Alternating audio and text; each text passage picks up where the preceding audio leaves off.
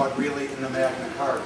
So it reaches right back to 1215, and every page of this book really is revelatory. You know, I was thinking about what the Magna Carta means, and there's a plinth, and of course Peter would use the word plinth, I would use the word, you know, marble, whatever you would call it, some kind of marble statue. Peter always has a better word. Luckily there's a glossary in the back for some of those better words, like Estover and other words like that that are critical to this effort. But there's a plinth at Runnymede that actually has the words in honor of the Magna Carta or something like that. There's a picture of it in the book, and it says, freedom under law. And you know, that's what you think about when you think about the Magna Carta, but of course that's not what it was about, that's not what it meant. It meant, as Peter points out in the book, authority under law, not freedom under law.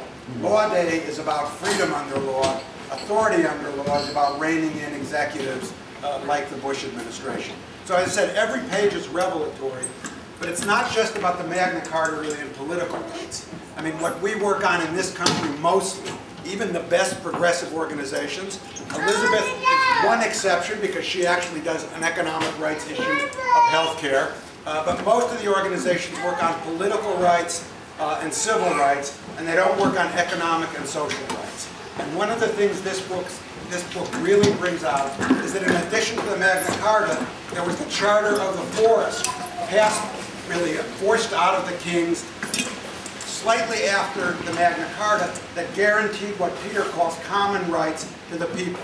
So that you had a common right to the forest, a common right to graze your pig, a common right not to be thrown into destitution, a right to actually a certain minimum way of life.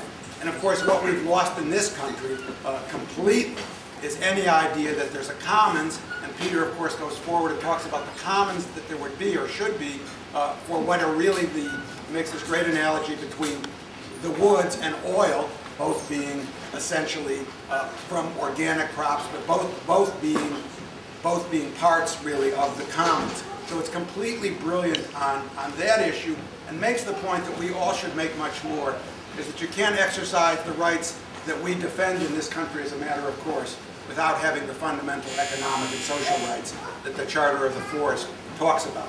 So it's a real revival, really, of something that people ought to know about and be able to use as we go forward, and how to organize and fight for what's just in this society.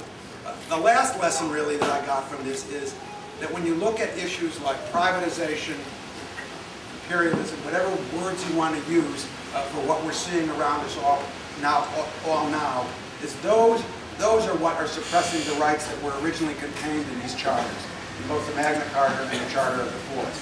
And you have to understand, torture is not an abstraction. It comes out of those necessities that an imperialist country and a country that wants to privatize everything feels. So I really think that Peter is really one of our great revolutionary authors. And it's a book that, as I said, every page will completely amaze you in this book. With that, I think we'll find Peter. Where's Peter?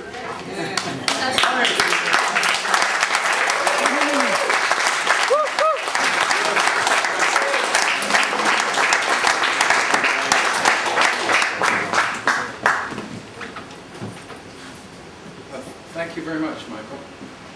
When this was just one apartment over on this side, Elizabeth Benjamin told me about Michael Ratner and then introduced me to him. It's a vast left-wing conspiracy.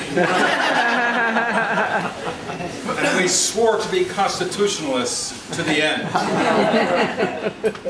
But what is that constitution, we were wondering?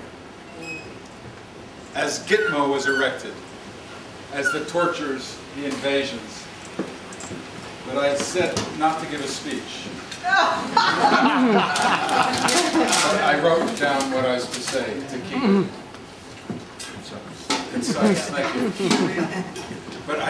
But before getting that, Dan was a student of mine, a very good student, A+. So was David. Lisa Brennan here, please stand, Lisa, was a student of mine at the University of Rochester.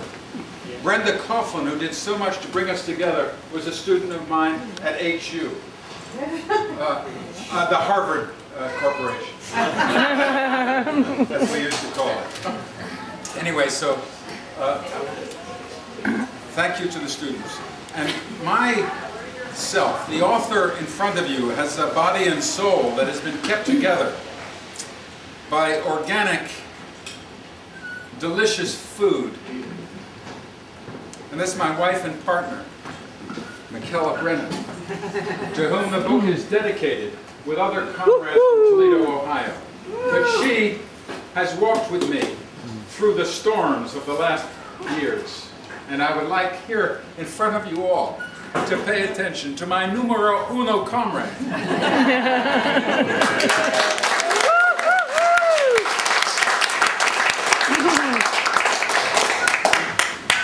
So I said Magna Carta Manifesto began in this room, didn't I? Thanks to Elizabeth and Dan.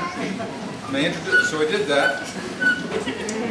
And this book that we launched today is a product of the University of California Press, which has produced its spirit exactly. And for this I'd like to thank my editor, Niels Hooper, for all the attractions of this book and for its reasonable price. I don't know how he managed, but he did. All right. And so, you know, as for the rest, resistance to tyranny is obedience to God, you know, things like that. It's all in here. Now Tom Paine called for Magna Carta, and we got the Declaration of Independence instead. It's all here. So don't leave without it. And kick the ass of the ruling class.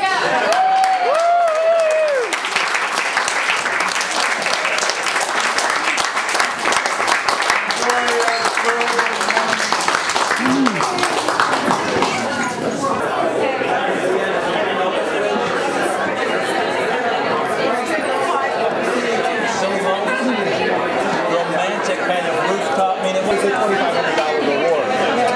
The building for somebody to get representative. Well, he said it was $2,500. He told me that. So they broke it. They said that. You want to come up? Was that Uncle Lance's? No, Thompson. Jeremy's telling a story. Let's listen.